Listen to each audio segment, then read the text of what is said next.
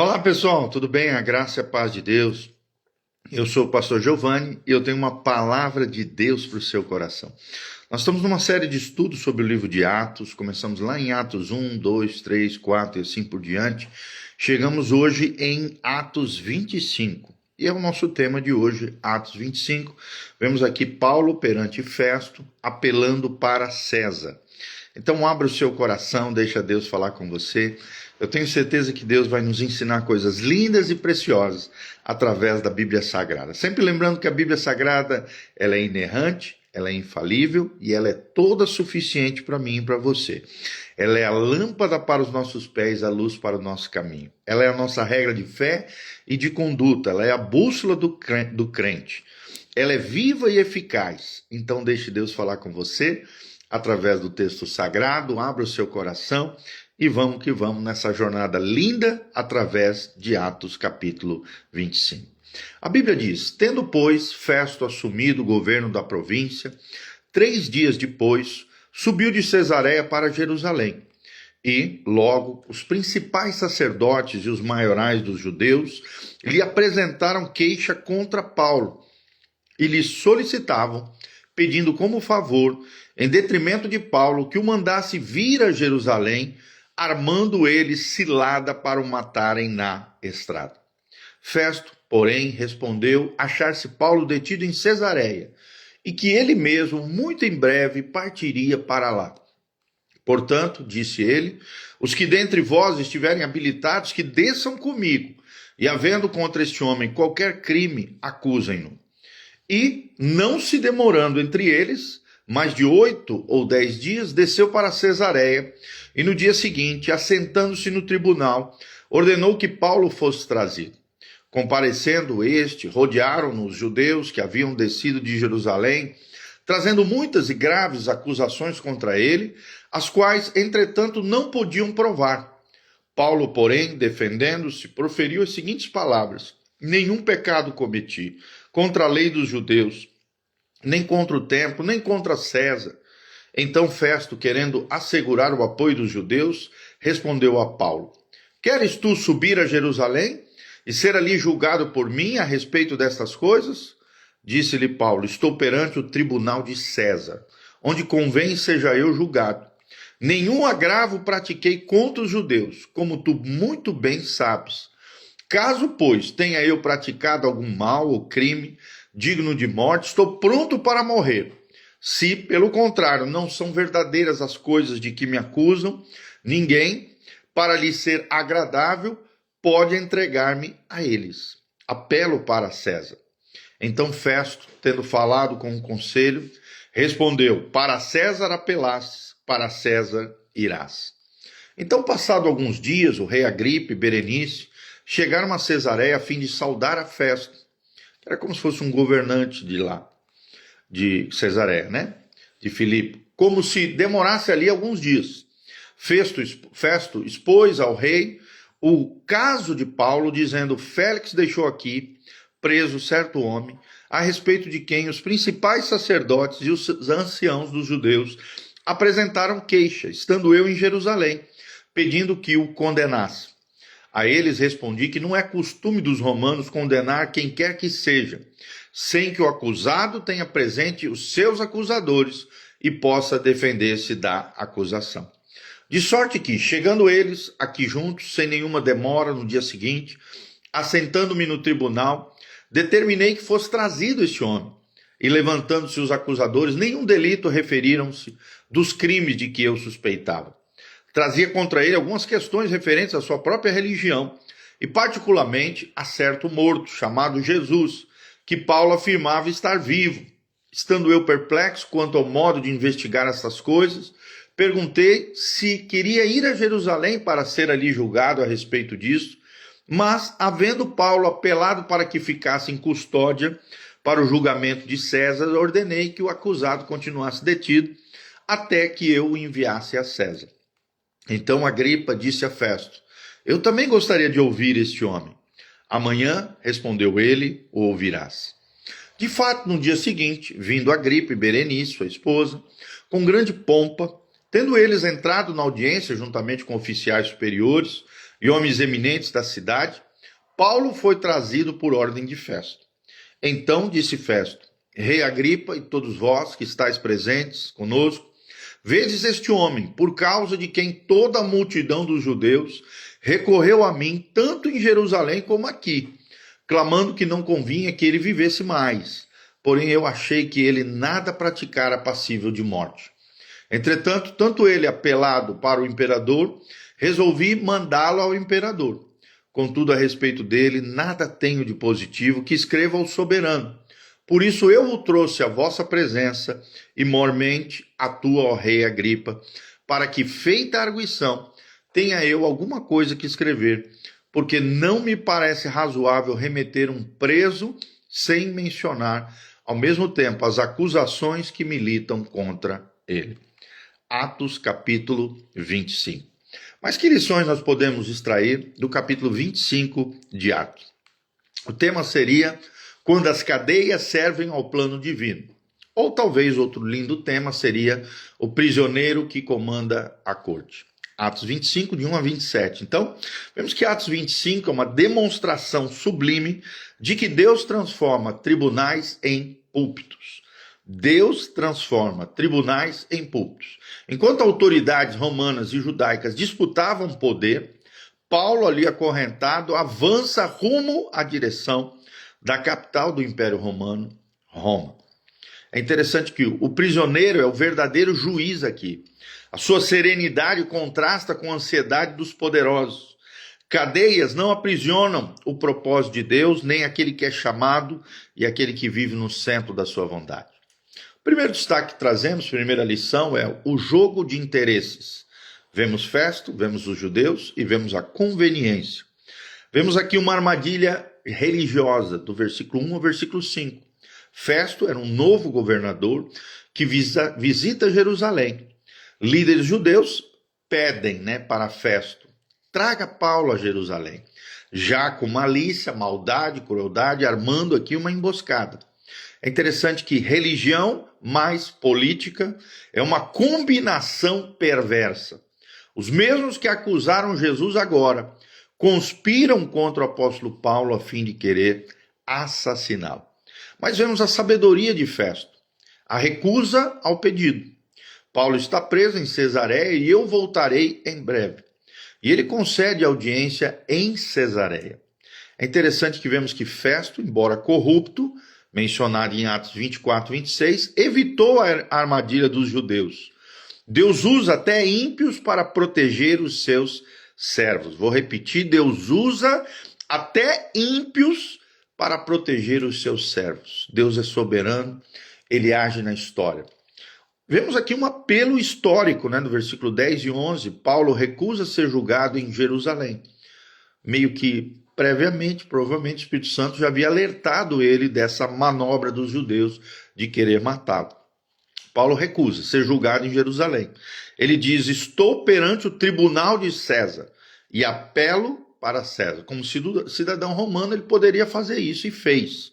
É interessante que este apelo mudou a história, porque Paulo usou o direito romano para cumprir um propósito divino, que era pregar o evangelho para toda a cúpula dos soldados, pretorianos na cidade de Roma, além de atender os irmãos que lá estavam na cidade de Roma, capital do Império Romano. Nós vemos isso em Atos 23, 11. Paulo cumprindo esse propósito divino extraordinário que Deus lhe havia confiado.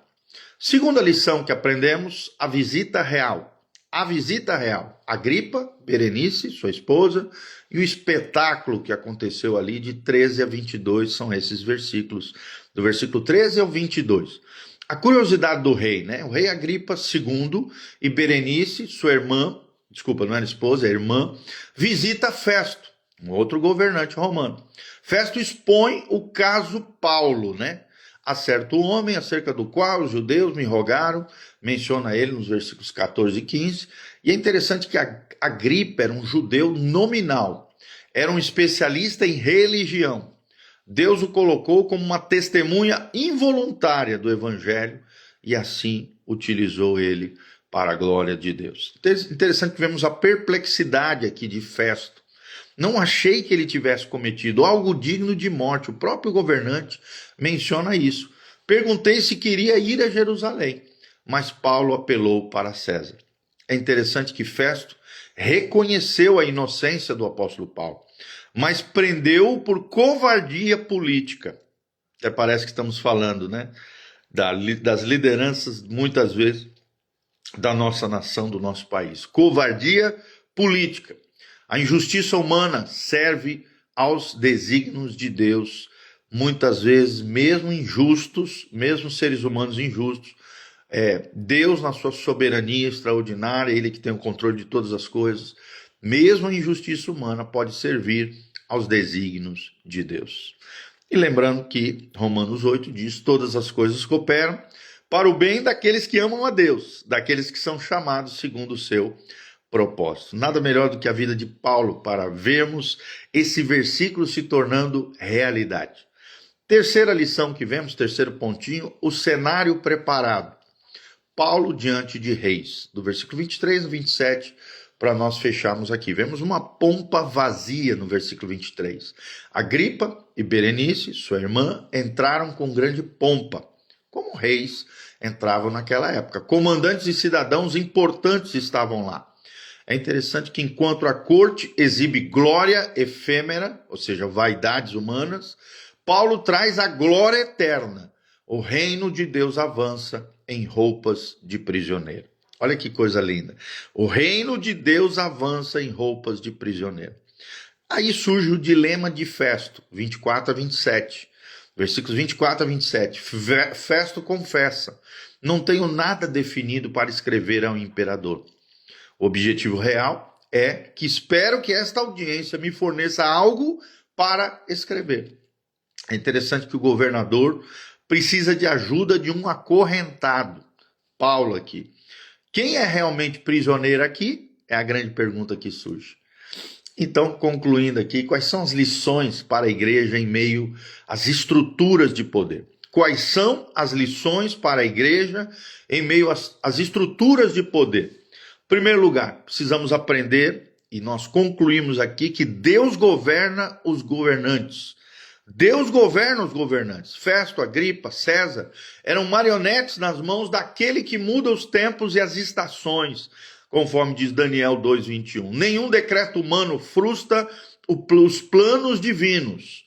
Segunda lição que aprendemos, concluindo todas as coisas, é que o cristão conhece os seus direitos.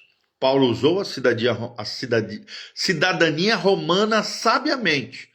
Cristãos devem conhecer as leis, sem idolatrá-las, é claro. Terceira lição que aprendemos: cadeias são plataformas. Cesareia, Roma, sua cidade, né, são palcos para o testemunho cristão. Onde você está preso? Transforme isso em um púlpito para a glória de Deus. Quarta lição, para nós concluirmos: a verdade expõe a farsa do poder. A verdade expõe a farsa do poder. Sejam reis, sejam governantes, sejam generais, tremeram aqui diante de um prisioneiro. Que prisioneiro é esse? O apóstolo Paulo. O evangelho desmascara a fragilidade do poder humano. E é o que nós vemos aqui, o evangelho desmascarando a fragilidade do poder humano. O desafio final para nós, que Atos 25 nos questiona, nos fornece, é: você, como Paulo, apela para as promessas de Deus em tempos de crise? Você se agarra na crise ou se agarra naquele que pode te tirar da crise? Segunda perguntinha para nós refletirmos: você age com serenidade, assim como Paulo, quando é vítima de uma injustiça? Será que você age com serenidade, com equilíbrio, com sobriedade, sabendo que quem julga a tua causa é o Senhor? Ele é o justo juiz. Os reis da terra, os juízes da terra são falhos. Nós estamos no Brasil, né? Mais do que nunca vemos isso na nossa nação brasileira. Em todas as esferas, né? Dos poderes constituídos, sejam executivo, judiciário, legislativo, vemos altíssimos níveis de corrupção, engano, mentira, perversão. Claro que não total, mas em parte. Então, o nosso justo juiz, lembre-se, é o Senhor. Será que você reconhece que sua Cesareia, que é o lugar de prisão aqui de Paulo, é um portal para Roma, um portal para a eternidade, porque lá em Roma, Paulo foi decapitado provavelmente no ano 67 depois de Cristo, por Nero, provavelmente o imperador de Roma. Então, muitas vezes o lugar de prisão nossa é um portal para a eternidade. Lembre-se, o mesmo Deus que conduziu Paulo de Cesareia a Roma, guia os seus passos mesmo acorrentado. Avance. Seu apelo para César, ou seja, fé na promessa, moverá o império das trevas e derrotará os intentos dos malignos e o intento de Satanás contra você. Então, resumidamente, esse trecho de Atos 25 se resume, primeiro, de 1 a 5, um xadrez político. E a ênfase aqui é a religião como instrumento de morte. De 6 a 12, versículos 6 a 12, vemos a sabedoria sob pressão. Paulo, o prisioneiro que controla o jogo com a sua serenidade. De 13 a 22, vemos uma audiência real. Vemos aqui como ênfase reis como plateia do evangelho. E de 23 a 27, para fecharmos, vemos a inversão de papéis. E a ênfase aqui é quem é verdadeiramente livre. Vemos 3 declarações de Festo aqui, no versículos 16, 18 e 25. Costume romano, nada digno de morte e nada definido, são as 3 declarações de Festo com relação a Paulo. E a aplicação para nós é que precisamos confiar, ter fé nas promessas de Deus. Temos domínio próprio em momentos de crise, de dificuldade, de tribulação. E precisamos confiar na soberania divina. Que a nossa vida seja como a de Paulo. Declare aos Festos da vida, aos Agripos da vida, deste mundo, que nenhuma corrente é forte o bastante para prender o evangelho de nosso Senhor Jesus Cristo. Pois, acorrentados ou livres, somos embaixadores do Rei eterno, o Rei dos reis, Senhor dos senhores, Jesus de Nazaré. Amém? Quero mandar um abraço para o Anderson Cleiton, a Kesley Nayara, a Renê Freitas, a Valéria Galdino, nossos queridos irmãos, que Deus os abençoe em nome de Jesus. Aqui no link da descrição tem todas as informações do nosso ministério, os dias de culto, horários da igreja, as informações para contribuição. Se levante como um cooperador fiel dessa obra linda que Deus está fazendo.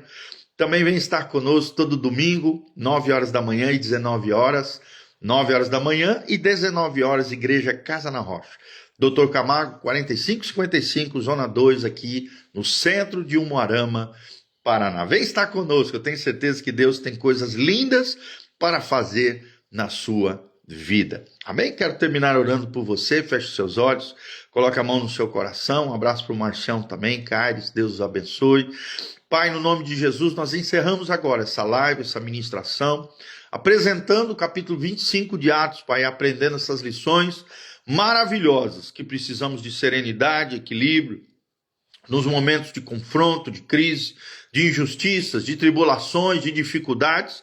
Precisamos confiar no Deus que controla toda a história, um Deus que é soberano, sobre tudo e sobre todos, sobre governantes, sobre autoridades e sobre simples, sobre singelos e até prisioneiros. Pai, que possamos compreender que o evangelho não pode ser acorrentado, aprisionado.